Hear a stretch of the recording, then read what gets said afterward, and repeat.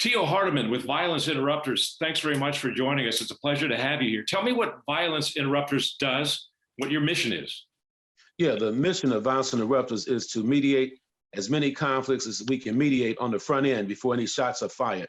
So far this year, in 2021, my Violence Interrupters staff have mediated around maybe 20 conflicts, which could have turned deadly, but we stepped in the middle and we worked things out with the different fighting, different tribes or the different fighting, individuals that were involved in the potential conflict. And last year, Violence Interrupters mediated 66 conflicts in year 2020. And we don't just. This is in the city of Chicago specifically, arguably the nation's worst city for violence. Yes, and we don't just mediate conflicts. Once we mediate the conflict, then we refer the individuals to social services and try to get young people, secure the help the young people need. And Violence Interrupters actually work throughout the United States as well. I founded the Violence Interrupters, created the Violence Interrupters back in 2004. And basically, Violence Interrupters have been, the program's been implemented in Baltimore, some parts of New York, different cities, New Orleans, all through the nation. This has got to be an incredibly risky thing to ask people to go in and mediate conflicts where both sides are intensely angry at one another. Both sides are armed. You're stepping right into the fray. Yes, very dangerous work. It's volatile at times, but it's very important. We have a 40-hour training curriculum where we train Violence Interrupters in the do's and don'ts of gang mediation or conflict resolution. So we have highly trained and equipped individuals that know how to go into the concrete jungle and get results, in other words. But at the same time, I believe a lot of people, and this is just my opinion, people should stop faking, because there's no way to really mediate a conflict without some form of confrontation. Hopefully it will not turn physical, but verbally.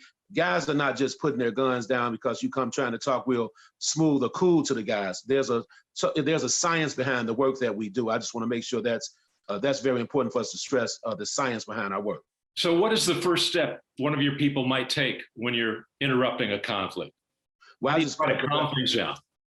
Yeah, I provided you with a recent story 2 weeks ago from the south side of Chicago. A young man had called me, and this is not even gang related. It's more interpersonal conflict. He purchased a building on 71st and Halsted on the south side of Chicago in the Inglewood community, which is a very violent community.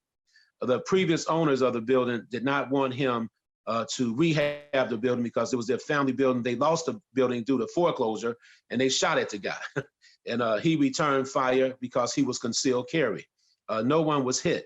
He called me and he told me the name of the individual that shot at him.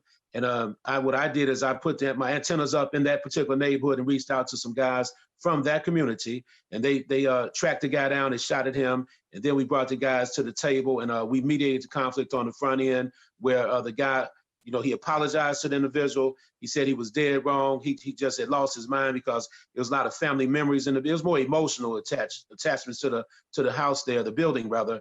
And we mediated the conflict on the front end. So what happens is, it's all about personal relationships. It doesn't matter how much you train people, which the training is good, but if you don't have the personal relationships with the potential shooters out there, it's hard to stop the conflicts on the front, stop the violence on the front end, because most killers are not going to tell you when they're about to kill somebody, okay? Yeah. You told me in our previous conversation that this kind of violence and the potential to act spontaneously, violently, is intergenerational. What do you mean by that?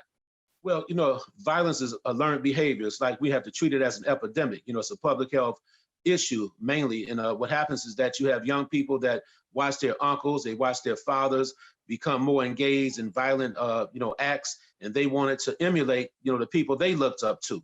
In Chicago, we have we don't really have, people think it's always gang problems in Chicago. We have a lot of different tribal issues in Chicago and factions. You have hybrid gangs. Nowadays it's not like it used to be. A lot of young guys are chasing clout right now. The bloodier they have become, the more views they will get on some of their YouTube videos. A lot of these young guys are trying to secure record deals based on millions of views.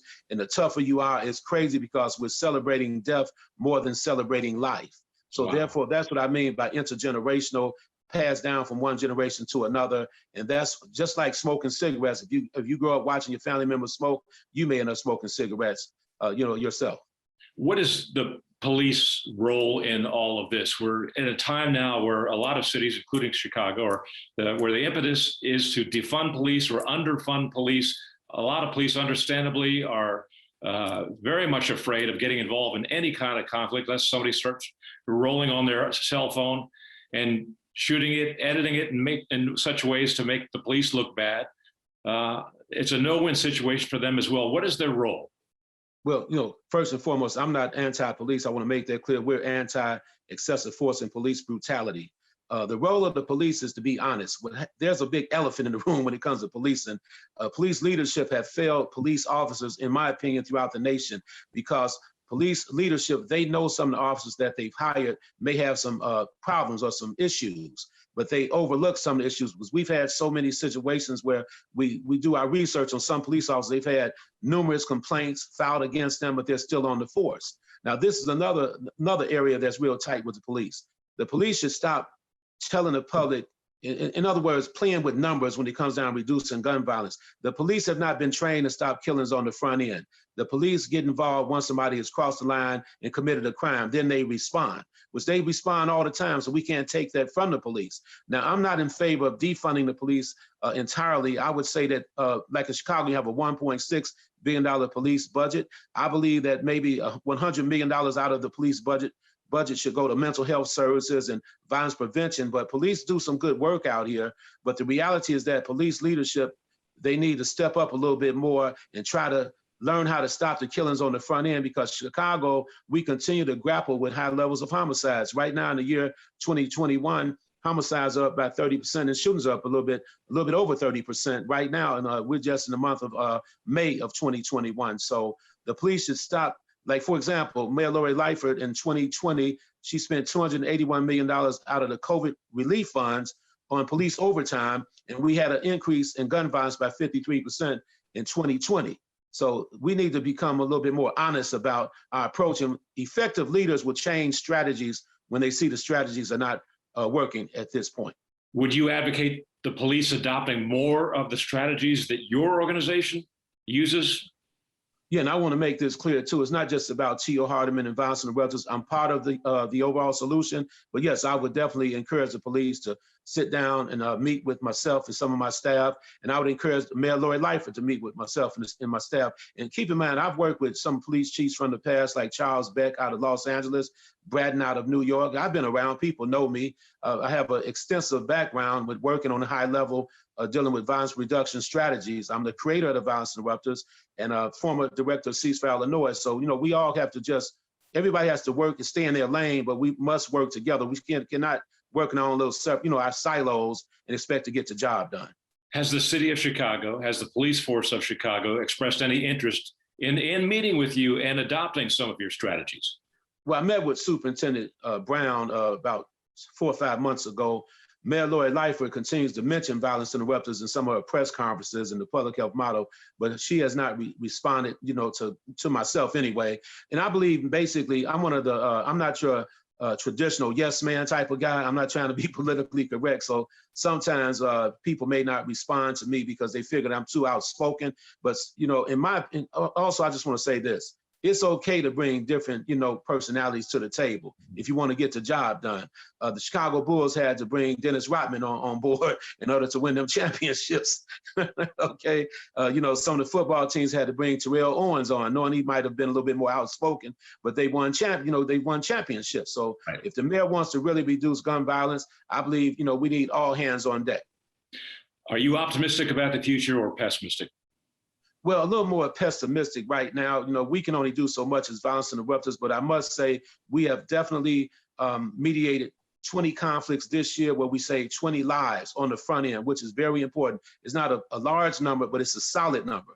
And I can bring forth the people in regards to the lives we save. I can bring them people to the forefront and they can provide testimonial. Yeah. Now in Chicago right now, the way things are looking as far as the homicide numbers, I have no other choice but to be a little more pessimistic, based on the fact that homicides are up 30% right now in Chicago, and we're on pace to surpass the 2020 numbers, and something needs to be done. There needs to be the leadership in Chicago.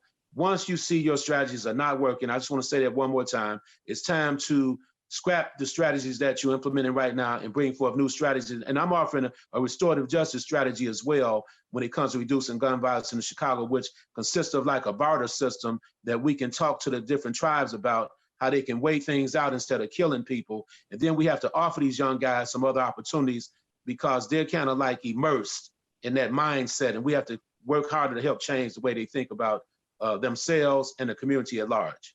Tio Hardiman of Violence Interrupters, thanks very much for your courageous work, your valuable work. Really appreciate your time. And I appreciate you all interviewing me today. Thank you.